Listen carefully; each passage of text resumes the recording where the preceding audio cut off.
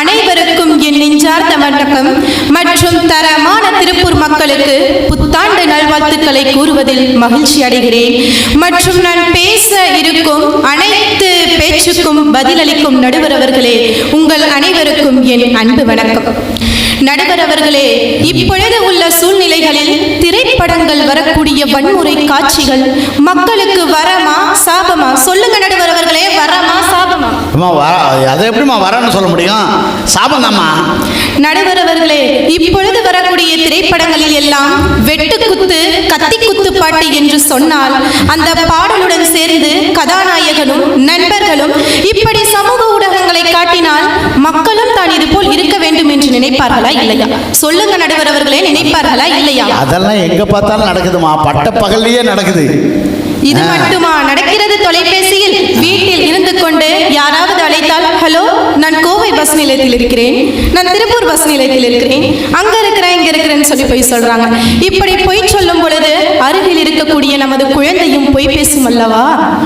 சொல்லுங்க நடுவர்களே, பொய் பேசும் அல்லவா? ஆமாமா, ஆமா. நான் ஒரே ஒரு கேள்வி கேட்கிறேன் நடுவர் அவர்களே, அப்பவே சமூக வலைத்தளங்கள் வரமா சாபமான்னு தெரிஞ்சிடும்.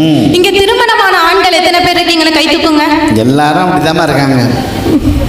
ஓ, இத்தனை பேர் இருக்கீங்களா? சரி. உங்க செல்போன்ல எந்த ஒரு லாக்குமே இல்லாம சமூக வலைத்தளங்கள் ஃபேஸ்புக், வாட்ஸ்அப், ட்விட்டர், இன்ஸ்டாகிராம் இதுல எல்லாம் எந்த ஒரு லாக்குமே இல்லாம அப்படியே என் பொண்டாட்டிட்ட காமிப்பேன்னு சொல்லக்கூடிய ஆண்கள் எத்தனை பேர் இருக்கீங்கன்னு கை தூக்குங்க பாப்போம். ஒன்னு தெரியுமா உனக்கு? பொண்டாட்டியும் அப்படி காமிக்காது. இந்த கேள்வி நடுவருக்கும் சாரும். அதனால மாமா குட்டி தான் மாத்தி கொடுத்தா குடும்பம் அன்னையோட பிரிஞ்சிடும். ஏங்க, அந்த காலத்துலலாம் ஆம புகுந்த வீடு நல்லா இருக்காதுன்னு சொல்லுவாங்க. ஆனா இந்த காலத்துல ஆண்ட்ராய்டு புகுந்த மனசு எப்பயுமே சத்தியமா நல்லா இருக்காதுங்க. அண்மை காலமாக சமூக ஊடகங்களில் வலம் வரும் நீல திமிங்கல விளையாட்டால் இளைஞர்கள் தற்கொலை செய்து கொள்கின்றார்கள். அண்மை காலமாக சமூக ஊடகங்களில் வலம் வரும் நீல திமிங்கல விளையாட்டால் இளைஞர்கள் தற்கொலை செய்து கொள்கின்றார்கள். நடுவர் அவர்களே, அந்த காலத்துல எல்லாம் பிள்ளைங்க எப்படி விளையாடுவாங்க? வேர்க்க விறுவிறுக்க மரத்து மேல ஏறி கயிறு மேல ஏறி விளையாடுவாங்க. நம் முண்டாசு கவிஞர் பாரதி குழந்தைகளுக்கு என்ன சொல்லிக் கொடுத்தார்கள் என்று தெரியுமா?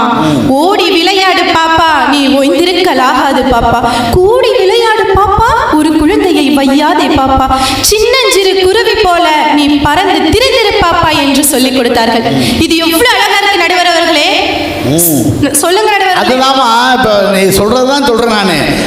ஓடி விளையாடு பாப்பா, நீ ஒளிந்திருக்கலாகாது பாப்பா, கூடி விளையாடு பாப்பா, ஒரு குழந்தையை வையாதே பாப்பான்னாரு.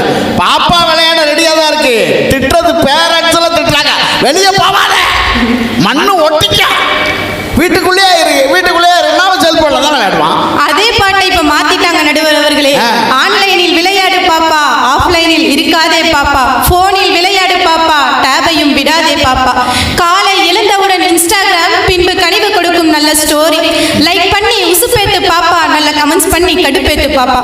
இதெல்லாம் கேட்டா நம்ம பாரதிக்கு கோவம் வருமா வராதா சார்? நீ பாரதியார் பேத்தியம்மா, நீ புதுசா எழுதிக்கிட்டே இருக்கியம்மா, புது இன்ஸ்டாகிராம் நல்லா இருக்குமா? இதெல்லாம் கேட்டா நம்ம பாரதிக்கு கோவம் வருமா வராதா சார்? அதனால போய் சேர்ந்துட்டாரு முன்னாடியே. இந்த மாதிரிலாம் எழுதுவீங்கன்னு தெரியும். அப்ப எப்படிங்க சார் நான் சமூக வலைத்தளங்கள் வரம்னு பேச முடியும்?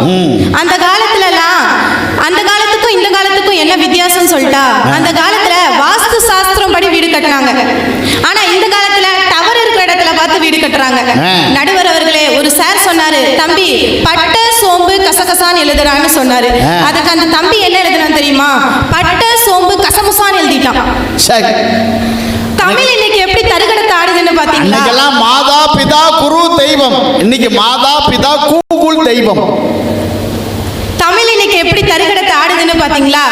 கிராம தங்கம் இல்லைன்னா கூட பரவாயில்ல நடுவர் அவர்களே, இன்ஸ்டாகிராம் டெலிகிராம் இல்லாம இருக்கணும்.